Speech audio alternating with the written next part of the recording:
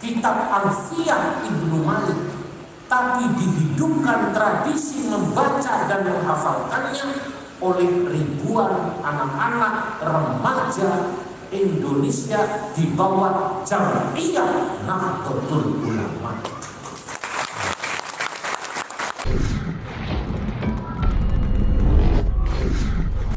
Assalamualaikum warahmatullahi wabarakatuh.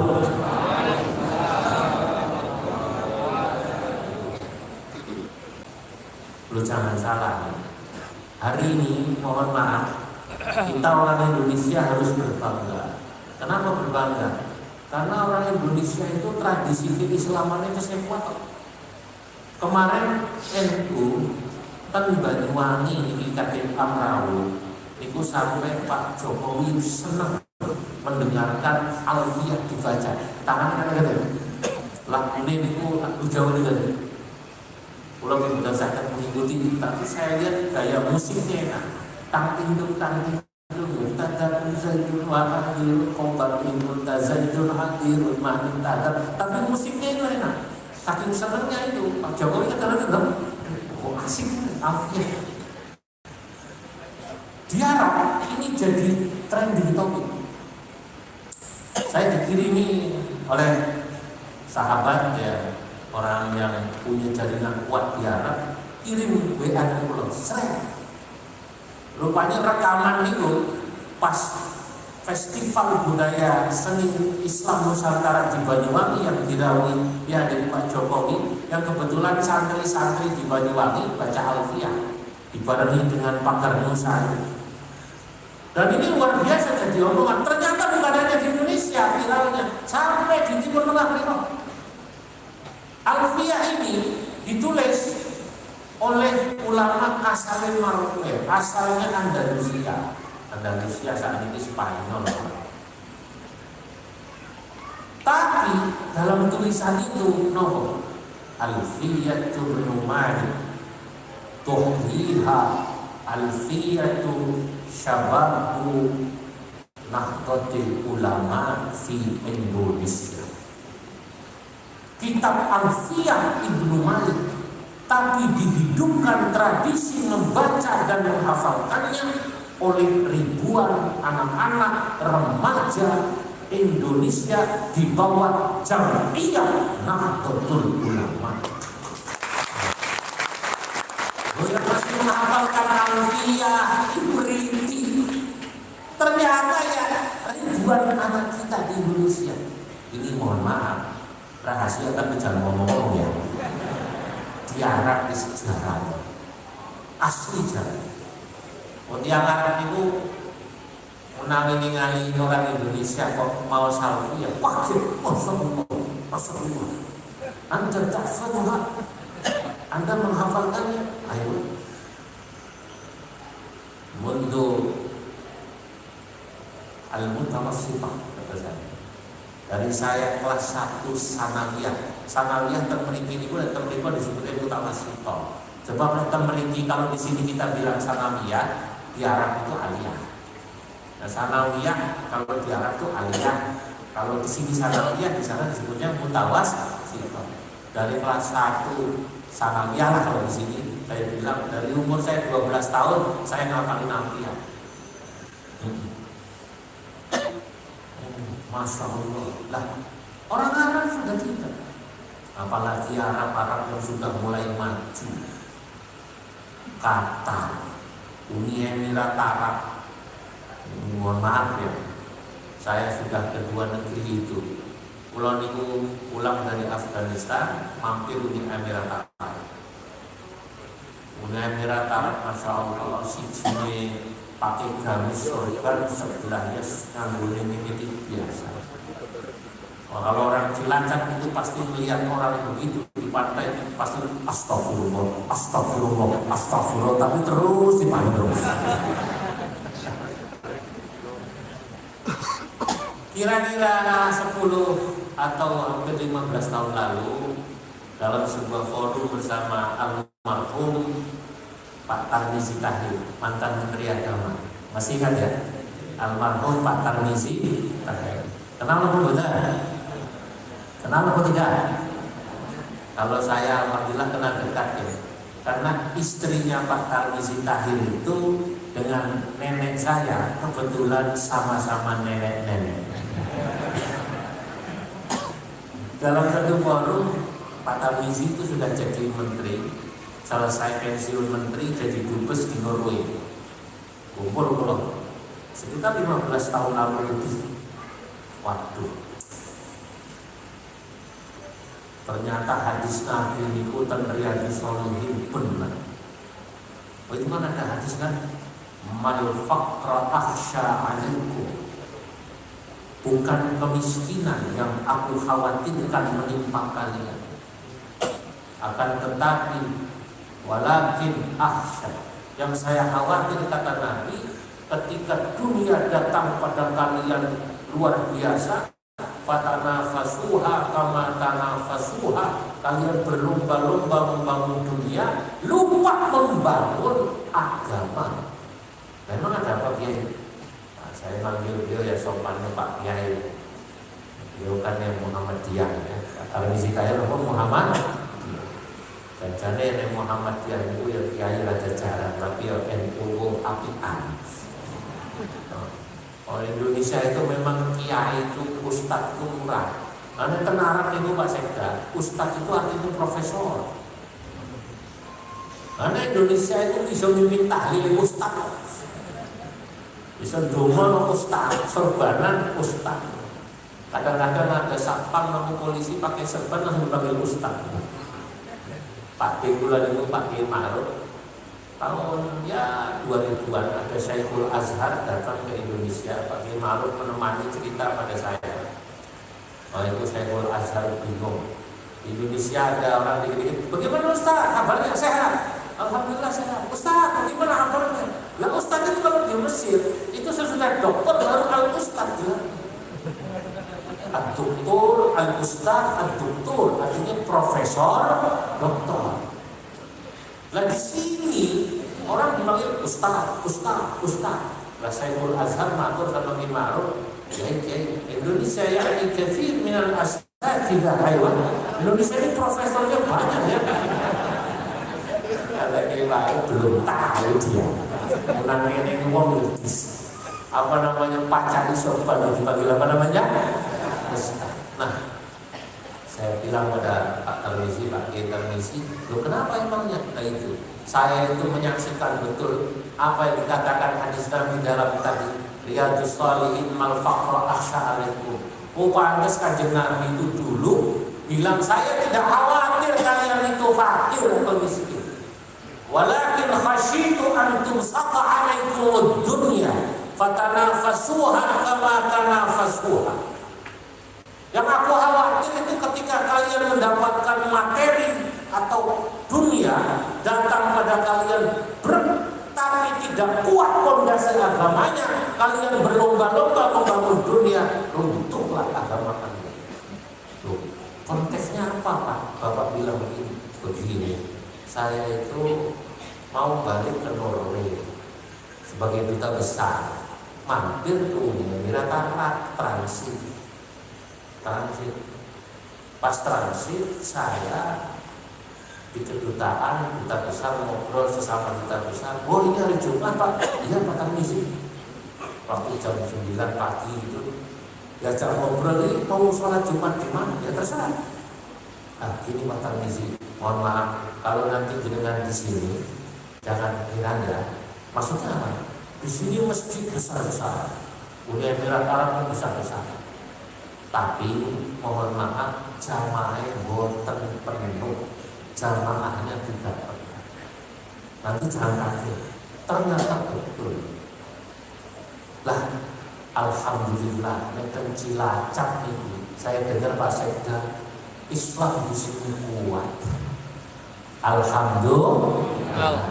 Katanya jangankan kok sholat Jumat, sembahyang subuh itu loh di musola katanya nggak muat sampai keluar-keluar. Betul ya? Betul?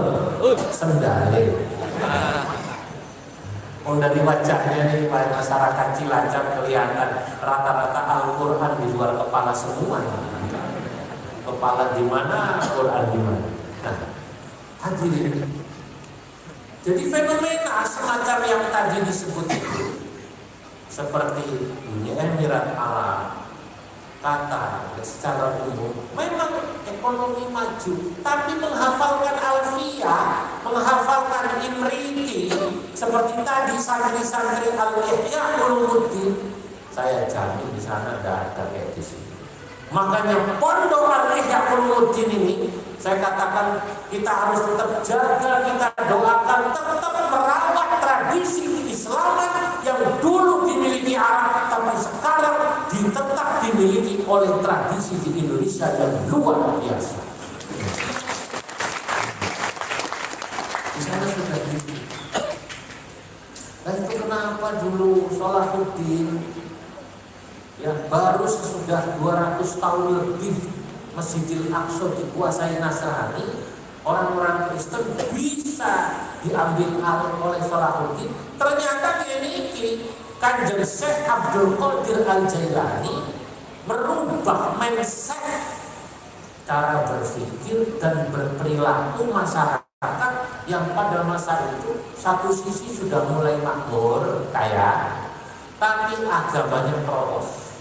Digambarkan dalam Tarikhil Arabi, Adabil Arabi, itu tiang-tiang pada masa itu kaya-kaya tapi senangnya ini kafe, dangdutan. Dalam bahasa Arab disebut al-wujud, apa namanya? Al-wujud, nyanyi, terus padahal panggil artis, jauh dari agama. Syekh Abdul Qadir Al-Jailani merubah perilaku mereka dengan toreko. Lah Imam Ghazali yang kurunnya tidak jauh dengan Syekh Abdul Qadir Jailani merubah perilaku masyarakat yang sudah mulai rusak itu dengan menulis kitab Ihya Ulumuddin, menggabungkan antara fikih dan tasawuf. Kata Imam Ghazali, oh kalau orang tidak, bagaimana mereka mau cinta agama kalau mereka tidak mengerti ilmu agama? Maka beliau fokus pada menghidupkan ilmu agama agar masyarakat mengerti agama. Kalau sudah mengerti agama, insya Allah cinta sama agama. Itu cara berpikir. Maka Ihya Ulumuddin menghidupkan ilmu agama dalam rangka membuat masyarakat cinta sama agama. Kalau sudah cinta sama agama, insya Allah agama maju. Karena kalau agamanya maju, insya Allah negaranya juga akan maju dan aman. Bapak-bapak, ibu-ibu, coba panjenengan perhatikan. Niku santri atau masyarakat di mana mereka cinta sama kiai, itu pasti mereka yang cinta sama ulama, sama kiai, sama habaib pasti rajin ngaji. Lo sing cium tangan itu, tambun tangan kiai, rata-rata saya mau tanya, yang NU nopo betul? NU apa bukan? Kenapa lo santri yang hormat sama habaib, sama masyayikh kiai, NU apa bukan? Kenapa ya? Karena sudah dicantumkan pondok mengerti ngaji agama. Begitu ngaji pada tataran awal aja ngajinya taklimul muta'alim. Apa namanya? Taklimul muta'alim, diajari barokah. Kalau zaman akhir niku diajari abah saya dari kecil Pak. Saya diajari melihat, yang ono kiai ngaten niki minum. Bismillahirrahmanirrahim. Ini contoh mawon ya contoh.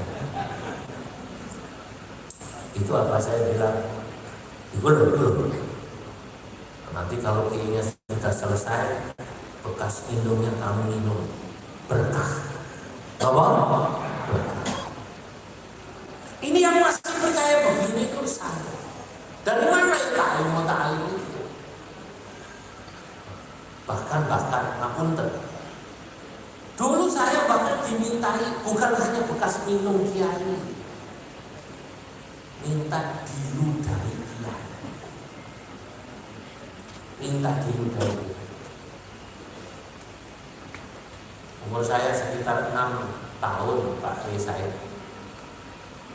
Saya oleh ayah saya itu diajak ke seorang kiai di kaki Gunung Slamet, arah Pemalang, namanya Moga, daerah Walangsana. Di situ ada min auliyaillah namanya Mbah Nur Walangsana Moga. Masyhur itu Mbah Nur termasuk murid buyut kula yang ada di Pemalang pinggir kali, namanya Mbah Dimyati Kedawung.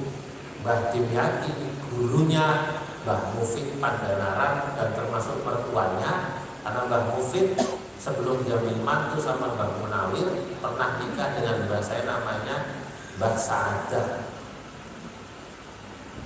Itu Mbah Nur saya kecil, karena saya tidak ketemu Mbah Dimyati, ayah saya membawa ke Mbah Nur.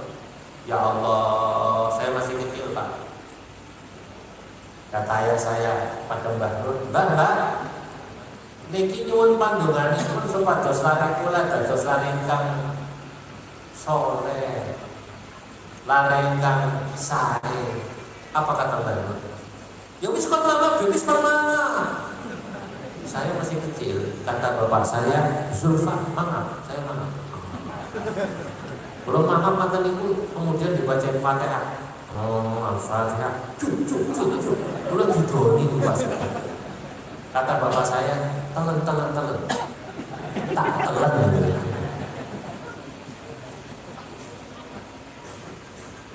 Padahal Mbah Nur itu rokoknya niku sakiling kula niku mbako kelintingan. Lah yang berkah ini siapa santri? Alhamdulillah Pak. Sering didoni kiai, sering minum bekas kiai. Kalau dulu dari kecilnya dilalat mondok betah. Terus sekarang itu mondokin anak susah loh Pak. Betul apa tidak? Orang tuanya mau, anaknya belum tentu. Nah, sering saya dengar itu. Orang tua nganterin anak ke pondok, aduh masrah no. Kiai saya pasrah anak saya, pasrah anaknya tata, beli bantal, beli macam-macam. Orang tuanya terus mampir kemana, terus pulang sampai rumah duluan anaknya nyampe. Lu kesenangan ini, udah betapa Masya Allah.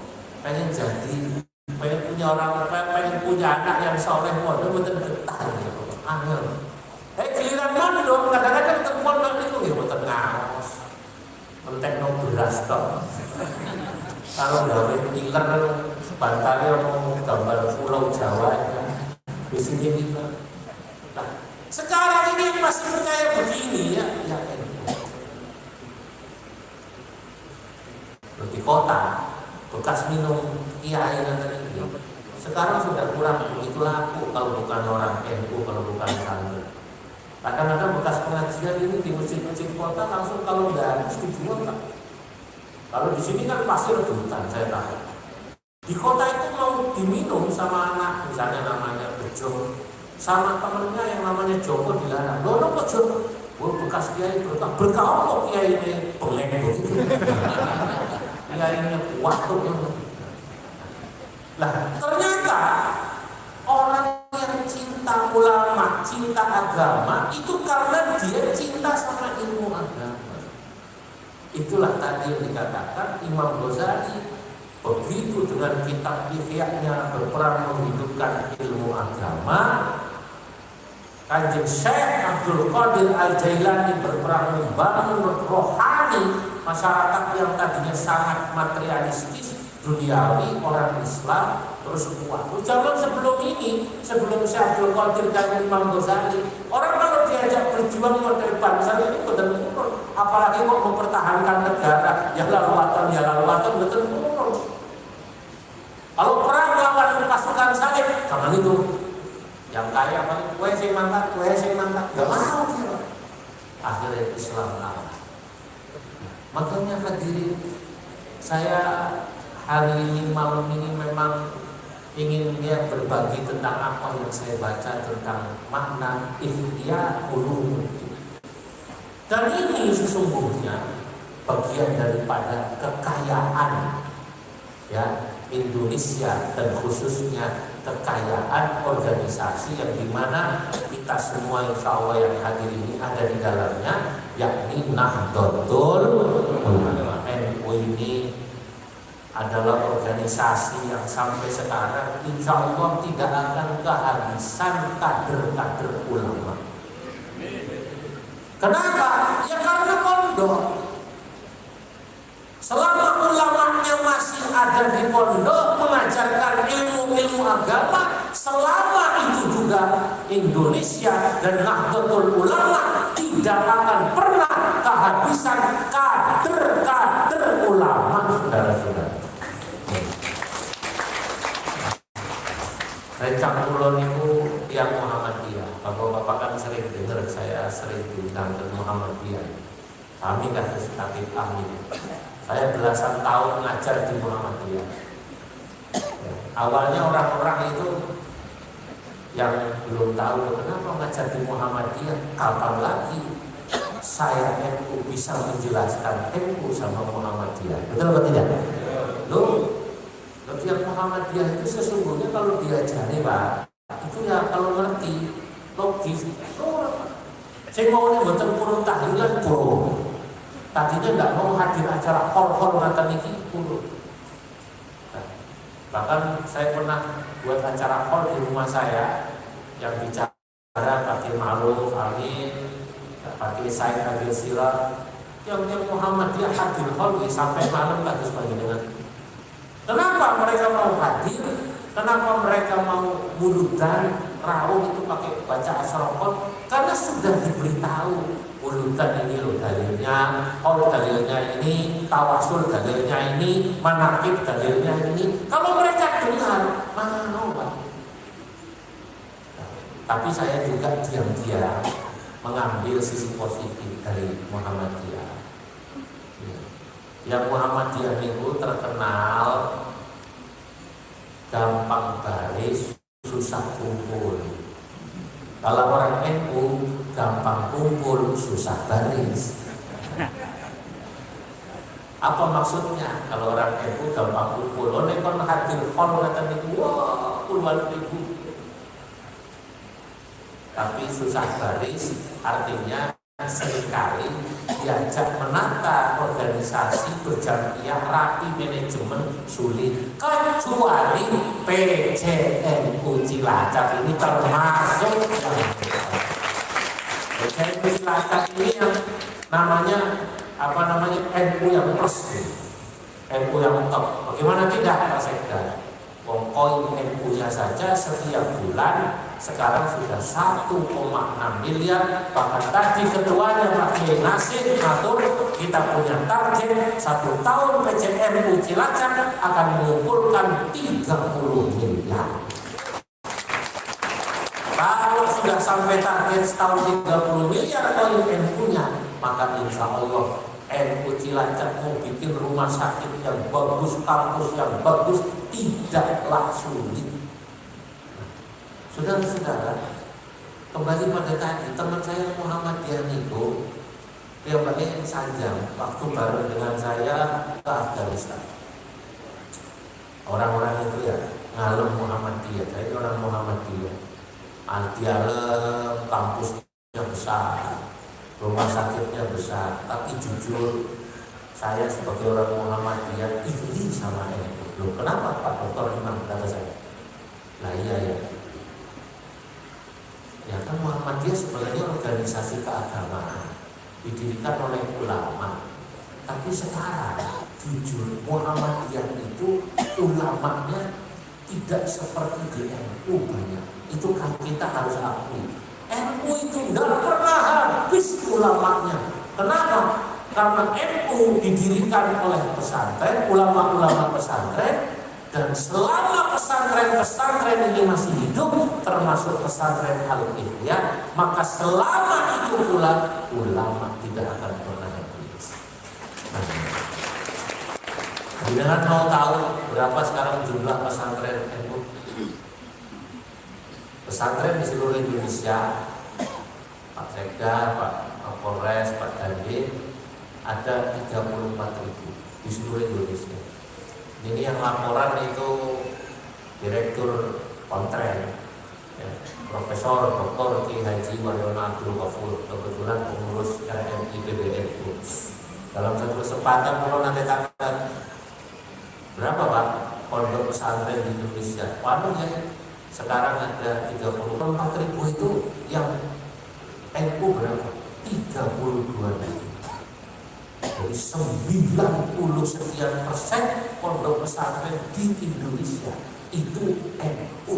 Nah, betul. Nah, itu ukurannya apa itu?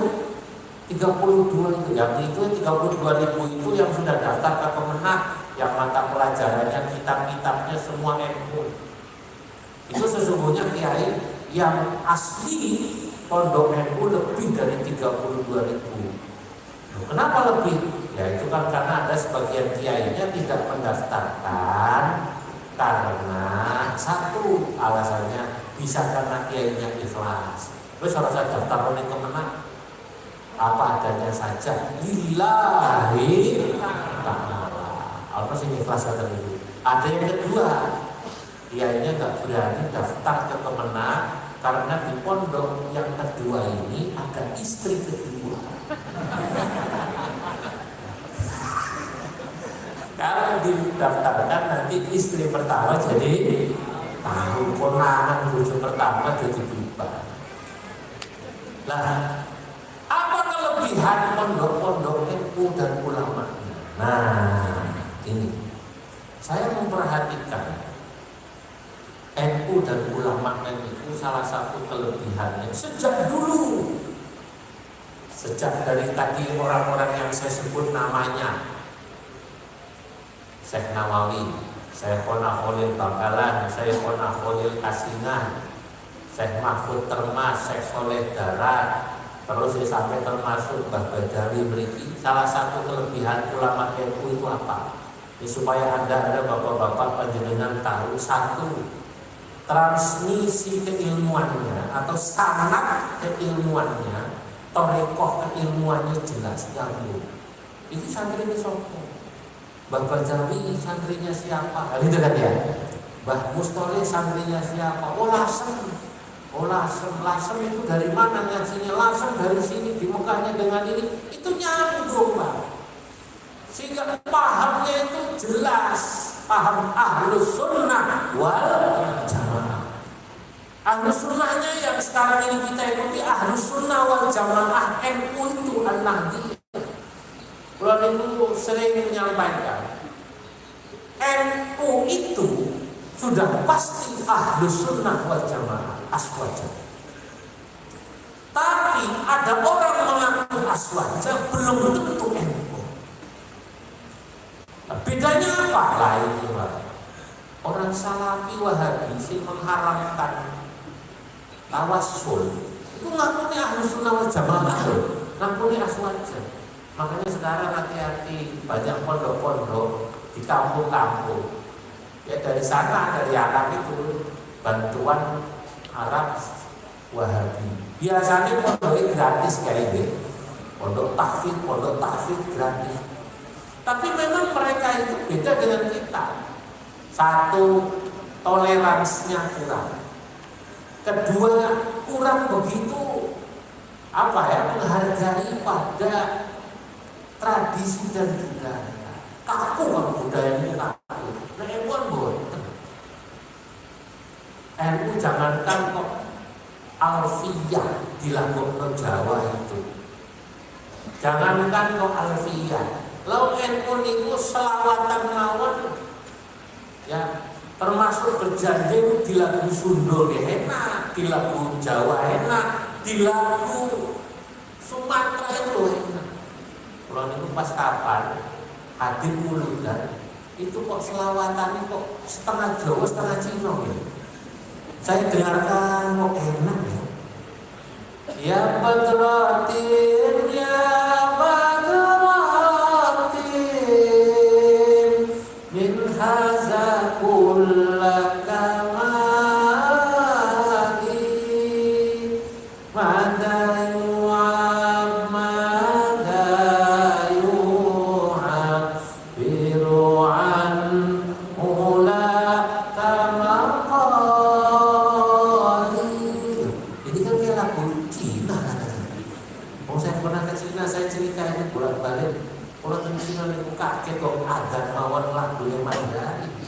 lagunya lagu Cina. Pas di daerah namanya Lancu, kalau ke Cina ke Lancu, ke Linsia. Kalau gak ada rencana, saya punya teman namanya Dr. Abu Bakar, orang Cina asli, Muslim di Cina hampir 40 juta. Di tempat yang saya datangi itu sahabat saya punya pondok namanya Raudhah Yasin. Santrinya itu anak-anak kecil tamat SD semua hafal Quran. Nah pas mulai Jumatan, Pak Sekda, Pak Kapolres, saya kaget. Lu ki ada kok lagunya kok asik banget. Hayya 'alas salah, hayya 'alas salah.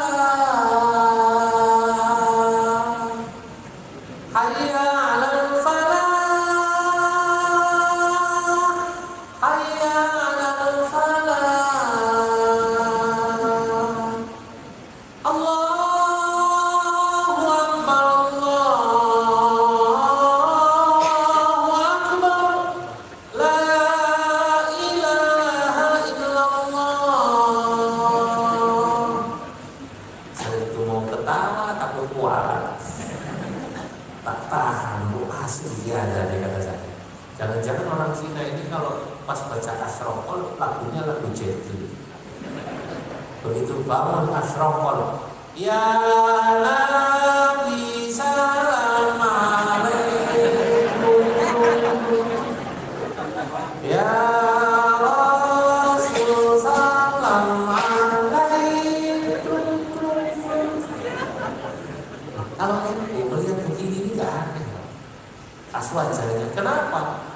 Kata saya dalam kitab yang saya tulis, Al-Mandumatun Nawawiyah wal Khasa'is An-Nahdiyah, yang NU soalnya tidak kaku memahami nas. Da'il jumuda fin nususi wa'laman taghayyural urfil ladhi marraz zaman. Saya matur begitu dalam kitab saya. Wal hukmu dawruhul ilal wujudahu adman wa la taqbal ta'assufan raw.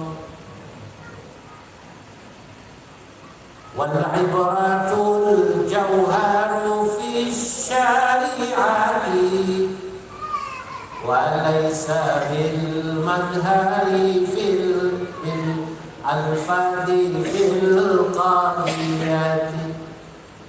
Kata saya, ulama NU itu melihat sesuatu dilihat ilahnya. Apa itu? Oh itu kan hanya lagu, isinya tetap sholawat. Apalagi memang itu sudah tradisi.